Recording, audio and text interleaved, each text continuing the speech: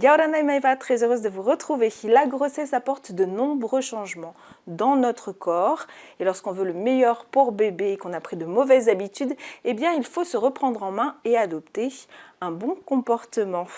Aujourd'hui, dans Utuafare, je reçois Yasmina Tarati, sage-femme, qui va nous parler d'une bonne hygiène de vie enceinte et lorsqu'on allait. Yaorana, Yasmina. Yorana. Alors, quels sont les premiers conseils que tu peux nous donner lorsqu'on apprend qu'on est enceinte et qu'on veut adopter un bon comportement?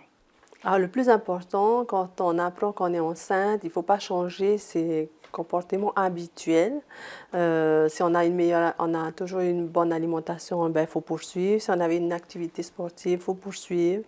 Si on a un bon sommeil, il faut poursuivre. Maintenant, il y a certaines situations où il faudra penser qu'on a un bébé et qu'il faudra changer nos comportements. C'est-à-dire, si on fume, on boit, il faudra diminuer, penser qu'on n'est plus tout seul et puis qu'on a un bébé qui a besoin de tout l'amour et surtout pour que la grossesse se passe bien, un autre comportement plus adapté. Donc, diminuer la cigarette, mais l'alcool, j'imagine qu'il faut vraiment plus en boire. Oui, c'est ça. Il y a des aides pour quand on fume et qu'on veut arrêter, par exemple? Oui, il y a des aides. Il y a des aides d'associations qu'on peut appeler pour pouvoir aider.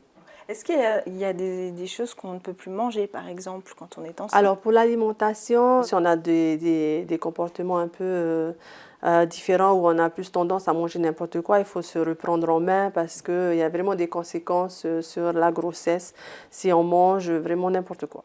D'accord. Trop de sucre, par exemple, on risque un diabète gestationnel. Exactement. Ouais, un diabète gestationnel qui se développe surtout pendant la grossesse et qui a des répercussions à l'accouchement. D'accord. C'est-à-dire qu'il y a des risques. Oui, quelles sont les répercussions qu'on peut avoir si on a un diabète qui est mal suivi, en tout cas? Voilà, un diabète mal suivi va donner des enfants qui ont des épaules beaucoup plus larges que la tête, donc du coup, et donner des enfants beaucoup plus gros. Et donc à l'accouchement, vous imaginez bien que c'est pas évident de faire sortir déjà un normal, donc avec un bébé un peu plus gros, ça va être un peu plus compliqué, il y aura des manœuvres à faire et ça va être beaucoup plus douloureux. Voilà, il faut y penser. Donc, il y a une bonne alimentation en mangeant équilibré, j'imagine. Ouais. Mais quand, par exemple, on n'a pas contracté la toxoplasmose et qu'on risque de l'avoir, qu'est-ce qu'il faut faire pour ne pas l'attraper et quelles précautions on doit prendre? La toxoplasmose, on l'attrape surtout quand il y a des présences de chats à la maison, dû à leur excrément. C'est une maladie qu'on a surtout pendant la grossesse.